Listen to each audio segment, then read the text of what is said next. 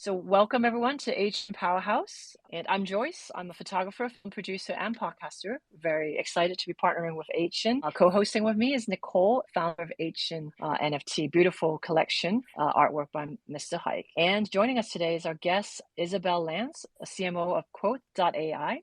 Before I ask you a couple questions, I'm going to hand it over to Nicole to say a few words and also give more background about Ancient. Yeah, so this is our second episode of Asian Powerhouse. I'm really excited to do this and really pleased to have Isabel, CMO of Quoth here, and Chris as well. Introduction of myself, my name is Nicole. I'm the founder of Asian, and we are all about representing Asians and women in the space. So we are an NFT project. Really excited to share more about the space, talk about Quoth. Awesome, thank you. And welcome Chris as well. I didn't realize. So founder of Quoth.ai. Very excited to have you here. Thanks for the invite. Thank you.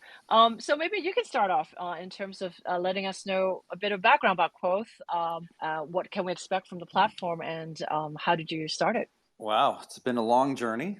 I've been in the crypto space since month one of Bitcoin, so I've been around the block. Started building out Quoth quite some time ago. It's a pretty robust project, so we're indexing every NFT in existence and creating an authentication protocol as well as a search index, kind of like a Google for NFTs. We've added artificial intelligence in there, and so that's kind of a top-level view. Got some other cool things like real-time rarity that we're adding. Yeah, we built a team, started years ago on the concept, but just recently when we found the Binance Smart Chain, we could do it a little bit easier. I am definitely not an Ethereum maximalist, paying $400 for gas fees. Once we saw that, we had to put a hold on the entire project until we could find a chain that could do this properly and not burn our clients' pockets every time they press the mint or buy or authenticate button. So we launched on Binance Smart Chain and we're all squared away. We're kind of onboarding NFT collections right now for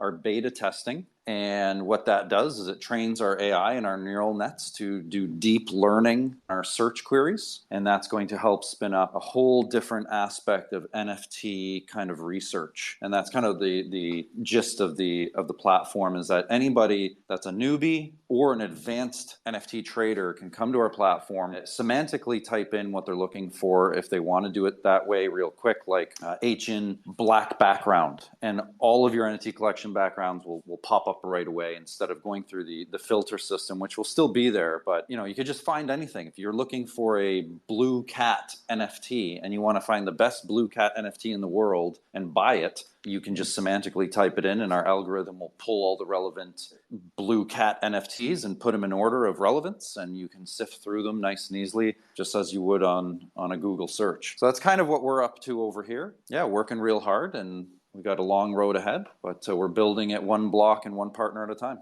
That sounds amazing. So the Google search for NFT. But let me introduce and ask also Isabel to introduce herself. Hi, y'all. Thank you for having me. I've been with Quoth for a couple of months now. I entered Web3, I would say, during the first year of the pandemic, entered in the Bitcoin side of things, worked on an exchange, then DeFi. Yeah, now I'm with Quoth. Super excited to be building infrastructure. The NFT space is not only booming right now, but I think it has a long way to go in the future. We're looking also ahead for mainstream adoption. Really excited to be here and to be building real things with the team.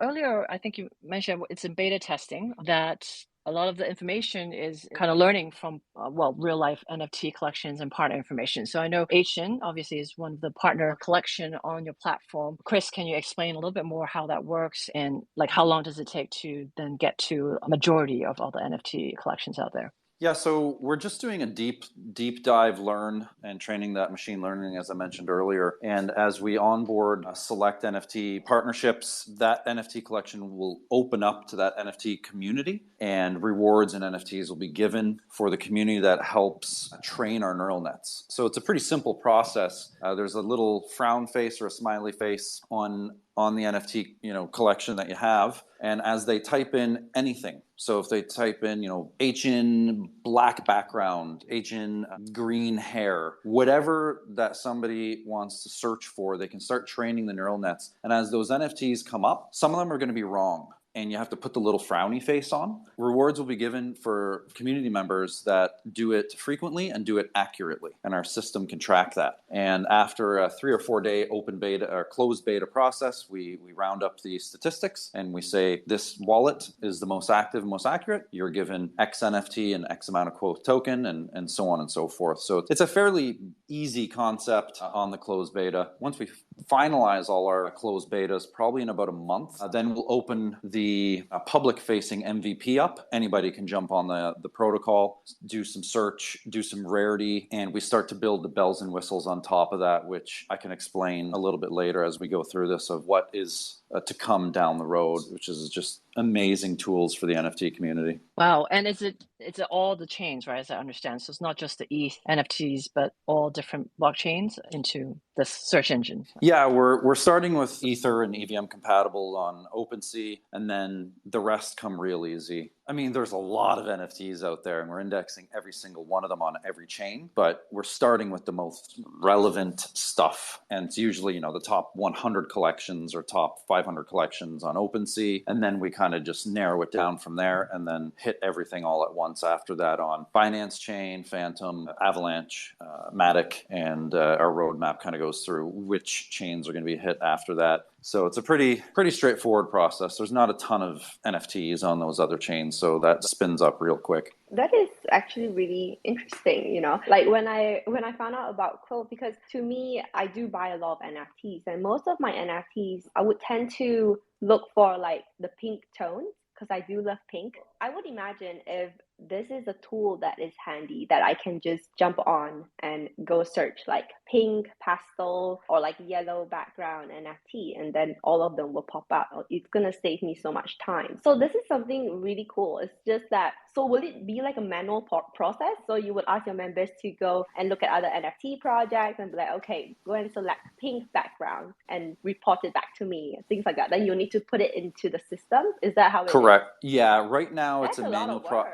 Yeah, well, that's why we're getting a lot of NFT communities to pitch in and help us train the neural nets and then get rewarded for that. Basically, we're doing a CAPTCHA style training mechanism for the machine learning, and it doesn't take too long. Once they learn a million data sets, it's artificial intelligence, starts spinning on its own. So the search just becomes completely automated after that. And it's just maintenance on the algorithm. So yeah, we're just doing some training to do the advanced search terms right now. The AI also has image recognition. So as you're typing in, it doesn't just pull the on-chain data, it'll pull what it sees in the image as well. And the algorithm will kind of do its thing on what should be shown. It's hard for the machine to know what it's doing right now. We need the human input. All artificial intelligence needs human input at first, and then it does its artificial intelligence. So that's kind of what we're doing right now for the next 4 weeks is just training, creating those data sets, and then after that it'll be a fairly automated search.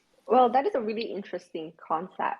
I do see how this tool can be handy because even for our project, because we do have a lot of different traits, and even for traditional costumes, we do have like the Japanese and the Korean traditional costumes, and they look pretty similar, but then they are different. Imagine if you have like a tool where you can just search like, Korean hanbok, right? And then all of the traits will like come out. I think that is something really handy. I do have one question. So like, what inspired you to like start this? Because this is not something like a random person will just like create. Like, so is there anything that was a problem? So this is why you came out with it? No, I was building this well before the word NFT even existed. I was going to index what was called back then, I termed as digital assets. The NFT just didn't exist back in 2017. At first, I was going to index every quote in existence. Famous quotes by philosophers or famous people. Like in Pinterest and stuff. It was like a correct thing. Everybody was like looking for inspirational quotes. Yeah.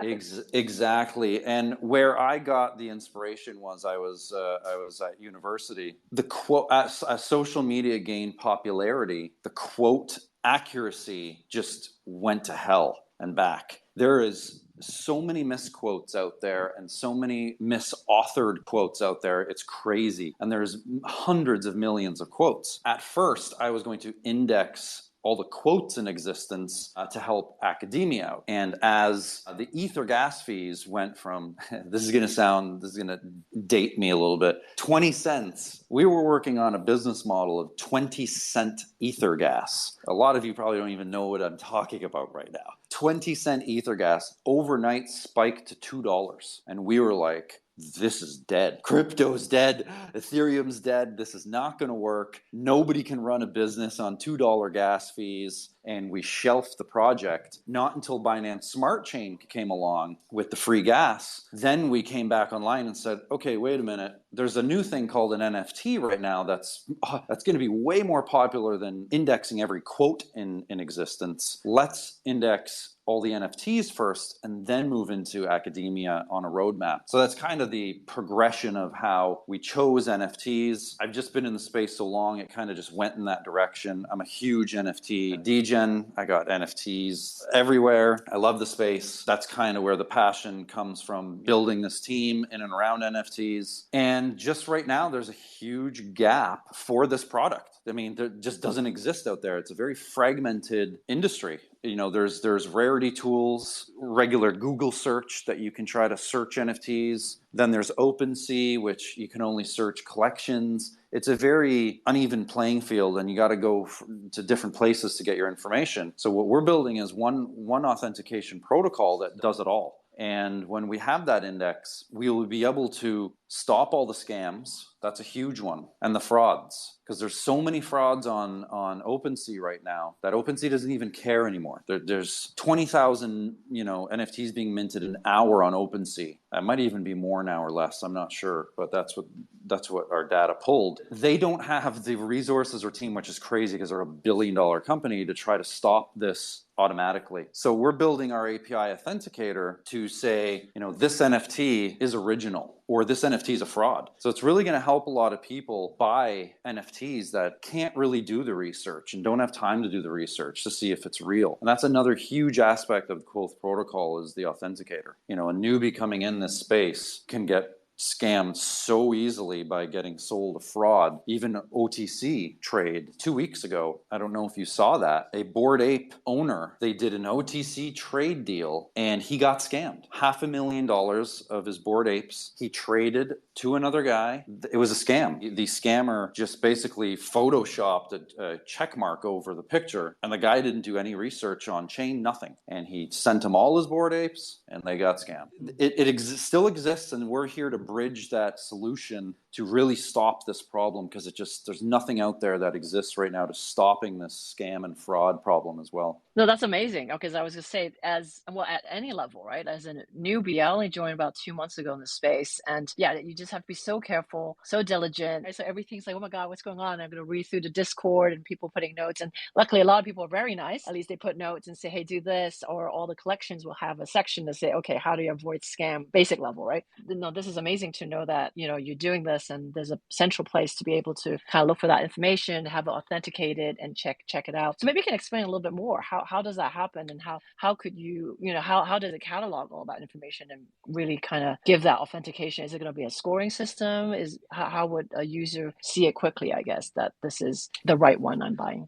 So there's two ways that you can buy it. It's either we already give the check mark and it's authenticated. We've run all the tests. This is the original. There's no scam on this. Number two, we've made an API, a pretty easy widget that you can drag and drop. Let's say if you're a new artist, for example, and you just have one NFT that you want to sell. You can drag and drop it straight into the search bar. And if you want to authenticate it, it's kind of like a MetaMask pull down. You'll pay your nominal fee of 50 cents or whatever it's going to be. It's going to be very cheap. And our system will scan all those NFTs to make sure that your NFT is original. So if it's not, and you're really close, we'll pull up all the NFTs that our AI scans and says, listen, you're about 90% original. Just look at these NFTs underneath here to make sure you're not just completely copying them. And sometimes it is. There's just so many NFTs out there, and it's going to be growing exponentially moving forward, that artists just don't know that they're kind of frauding or pulling ideas from another collection or another artist. So that is two ways kind of that we can authenticate and help the NFT community. And as we go into Web3 and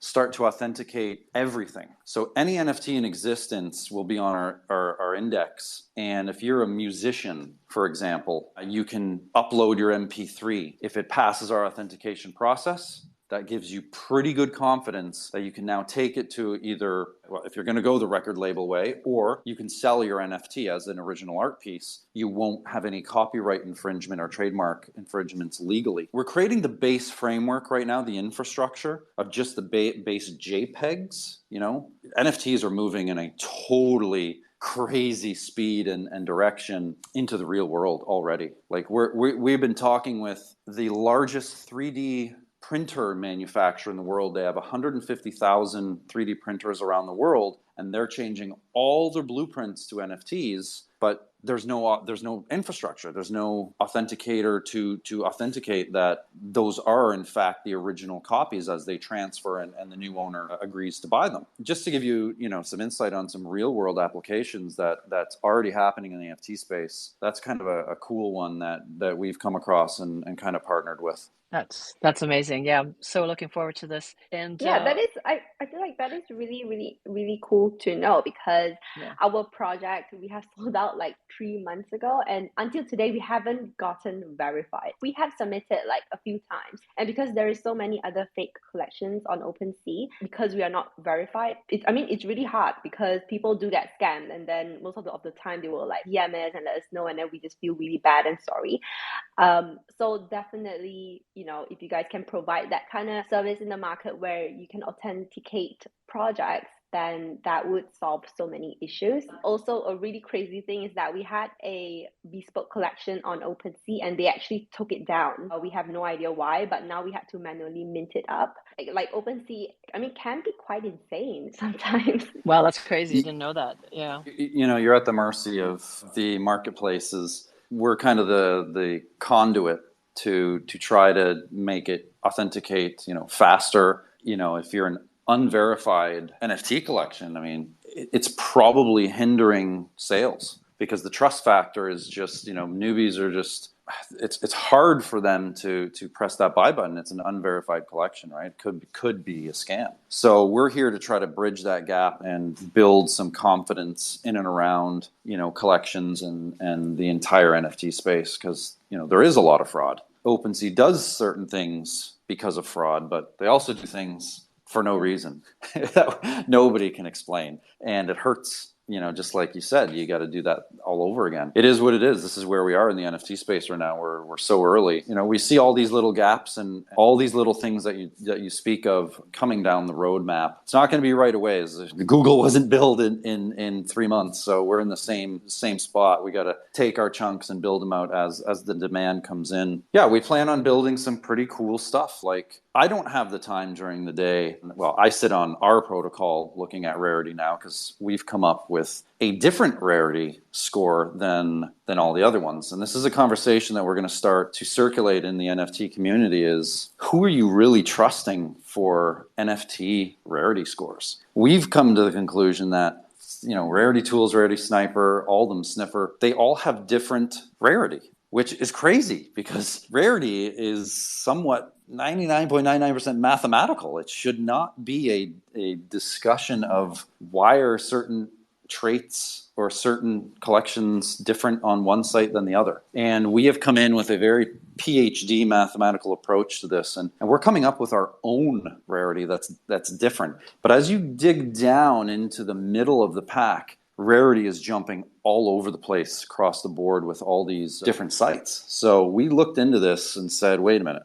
has anybody audited these sites? Is Rarity Tools just some fringe person that just spun up a website and everybody's just kind of going off their math? Just be aware that the NFTs you're holding right now in any collection, we're spinning up different data, and the data is sometimes crazy, drastically changing. So that NFT you hold right now that could be worthless could be worth something in the future as we spin out our own rarity that will be third-party verified by some pretty heavy hitters. I know I'm rambling here, but it's just stuff. Every day we come up with new things and we find new holes in the NFT industry, and that's a huge one we have found. I feel that we are all on the right track. And at the same time, because we did list our project on Rarity tool, and when I found out like the cost that we need to pay, it was 2 ETH back then, 2 ETH per project. So I'm not sure if they changed the price, but to think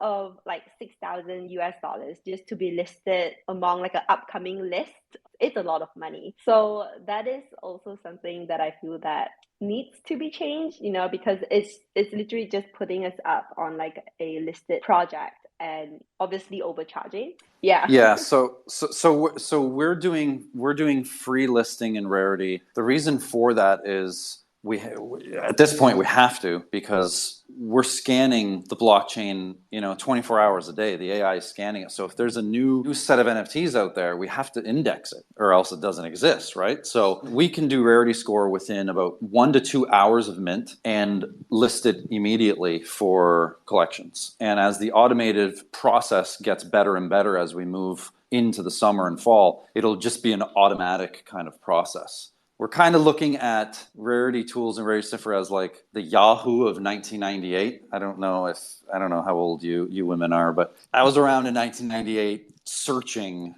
on Yahoo. This is what it's compared to. We're kind of going into the 2020 of Google search compared to what Rarity Tools is offering right now, right? So well, totally makes sense. And it sounds, the more I hear about it, it's really beneficial to everyone, right? So those who are users, individual users buying, NFT collecting, to obviously the NFT collection founders, because from Nicole, I didn't know there's all these challenges as well. But for those who are setting up the collection, making sure the Rarity is certified and the collection is certified and all that trickles down. So it's amazing. It sounds like it's solving a lot of problems from everyone's point of view. So it leads to a question in terms of like, well, how are you getting the word out? Of course, then you have conversations, but are there specific efforts and marketing efforts that get the features out? So what are your next steps from the marketing perspective? So I guess I can jump in here. We are collaborating with top-notch KOLs and you could say crypto influencers to get the word out. Until now, we were focused on, building the closed beta and making sure that what we're presenting is up to our standards. So we've been, since the IDO, a little bit quieter, just trying to build stuff. Now that we are basically launching, we have launched the closed beta and we'll be launching the public beta in about 4, 6, 8 weeks. You will see all of this conversation around Quoth coming up. We have some cool video reviews coming up. I can't say names, but all of this is happening and it's happening now. We're just giving the preview to the partner collections such as yourselves. Afterwards, we'll be just, start the word of mouth campaign and just going full on to make sure that everyone is hearing about us, because it's not just a pump and dump project. I think it's something that the space really, really needs. And once people hear about this, it has been our experience with every single person we've talked to. Everyone gets super excited. So we're just going that way. Of course, you can always find out about what we're doing during the week, during the month. Right now, we have some events. I invite everyone that is listening to check out our Discord or check out our site. Right now, we have a contest going on to get a spot for the whitelist. Everyone that joins will get whitelisted by default. On top of that, we're giving away $1,000 worth of quote to 7 winners. And we're planning to attend different events. We were at NFT LA a couple of weeks ago, and we're just assessing which other conferences we'll be attending this year. So in terms of that coming up, like what are the kind of challenges, right? So you said like, getting the word out, but both from what are the main challenges so far in terms of building this, moving it forward, either whether it's, working with partners or convincing partners, getting to the market. What are the key challenges and how do you overcome that? We're just building one step at a time and one NFT partner at a time right now. We've got a whole backlog of AMAs, a whole backlog of NFT onboarding for closed betas. So once we just get through our initial machine learning data set inputs, it should go a lot quicker. Marketing is always a challenge. It's, right now in the crypto space, NFTs got whacked. Some NFT collections are down 90%. The crypto space in general seems very hollow right now. There seems to be a lot of excitement, but there's no volume, and we're going through a consolidative phase. So marketing is tough because everybody's back to work out of the COVID mindset and back to work, back in offices, driving around. They're not sitting at home clicking buttons on BSC coins and NFTs anymore. The market has changed, and you can see it. The volumes are down, and the interest in just everything is down a lot. So we're just building. We're building slowly. We're building methodically. We're building for free, meaning we're building this protocol for the NFT market, for the NFT space. We're not charging anything at this point for any of our services. The only service that we will kind of charge for is called stake to advertise. So just like Google, we will make revenue off of advertising. So we've done it kind of in a different way, though. If you want to advertise with us with a banner ad or keyword search terms in our search database, we're opening up our liquidity pool to stake in our liquidity pool to advertise. So it's not going to cost you anything other than buying some token, pairing it with BNB, and it just sits in our liquidity pool. You can get advertising rights for that, whether it's impressions, whether it's keyword search terms per click.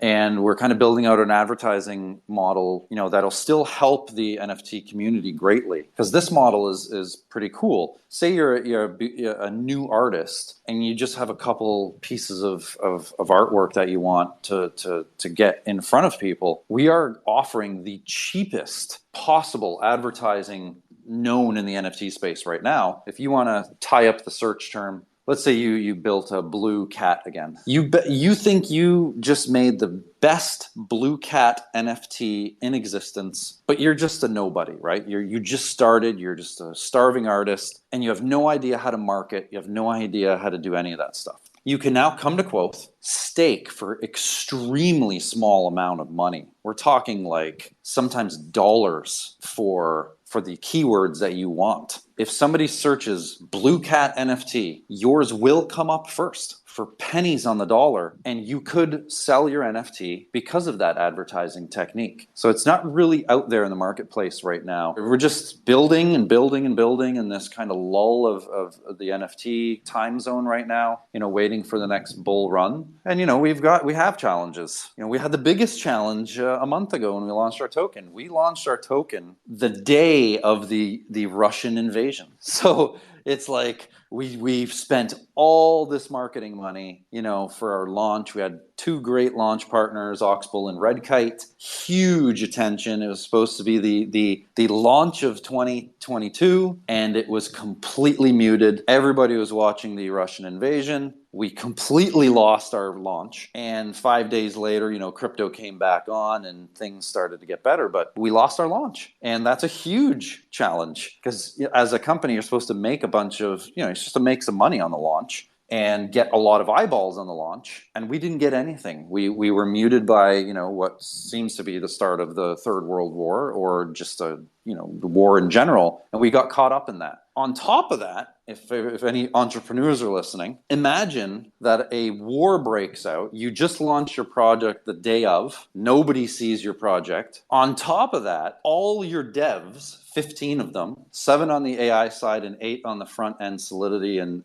full stack side, are all in Minsk, Belarus. Minsk, Belarus joins Russia, and our devs start to get drafted into the war. They had to flee and go to Poland. So it was a crazy 6 weeks, that we just went through. But, nobody sees that stuff.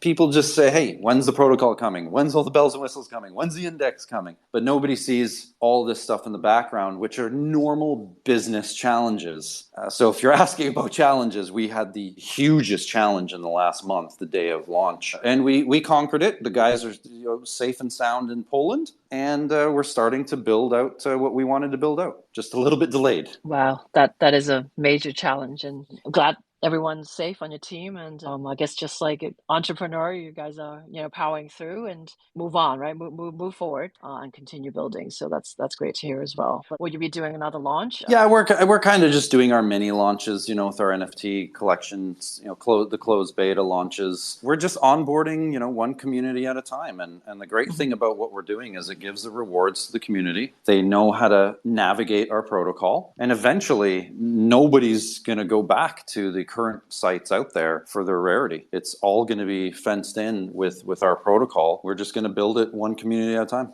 That's great too. And I think within the NFT community, definitely that works very well, also like building the community and kind of having that slower but steady movement. I mean, of course, there's some that just kind of comes out big and then may or may not stay. It seems like the current trend, right? Even with NFT collection is just kind of the steadier ones, picking up steam and picking up followers and believers along the way. So maybe after the public launch, right? So you mentioned there's the second beta, and then public launch. And after that, what is the kind of 3 to 6 month mission and goal for the company? Yeah, so we're really working on the search index. So the indexing every NFT in existence sounds easy, but it's not. So that is what we're diving into and compiling. We got about 90% of OpenSea already indexed, kind of going through those data sets and making sure those are all properly in the infrastructure. Bells and whistles. It's, we're going to be listening to the communities that are using our protocol, and if they want a tool or a widget that helps them gain an edge in their research, then we're going to add it. So,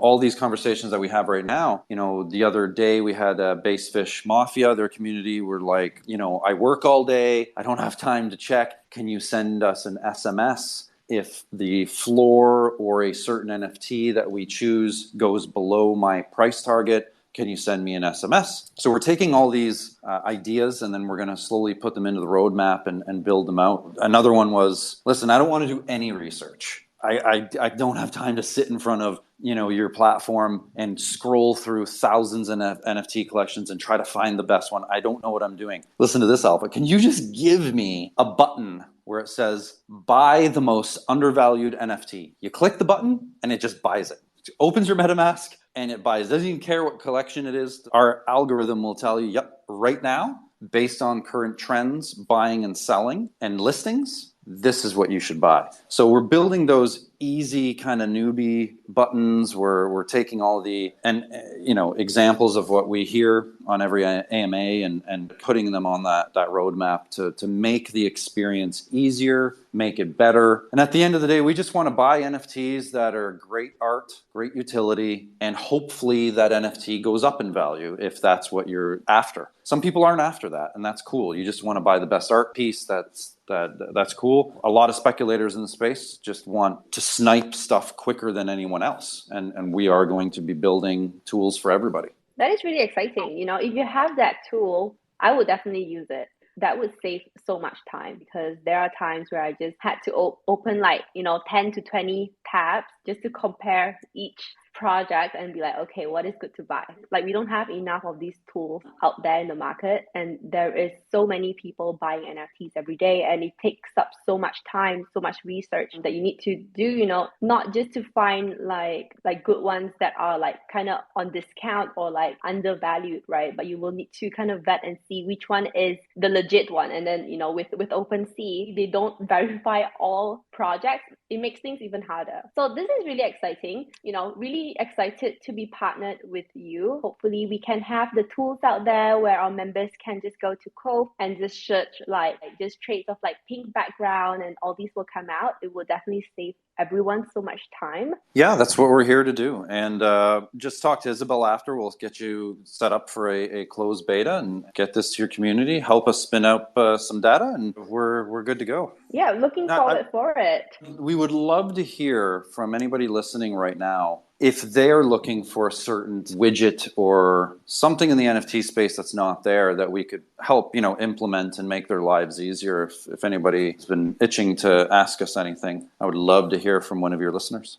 I would like to ask if there's any closing words from both of you and Nicole. But you can start with Isabel. Well, first of all, thank you to the Asian team for having us. First of all, super excited that we're building this and that to have you on board. But beyond that, I think something that it's really important is that you are giving the space to women in tech, which is something that I know. I come from Normanland. There it's already difficult for women in tech to have the same success as men. So I think you guys are doing a great job by having these conversations, inviting people, not only women, but, all the basically minorities. So I'm super excited to have collections that, are pushing not this narrative, but this movement like I said earlier, just building this one FT community at a time, and we'd be grateful if your community would be meshing with ours, and we can collaborate together very quickly on this and move this NFT space forward together. But at the same time, we want to bring more attention to your artwork and your collection. I mean, that's what we're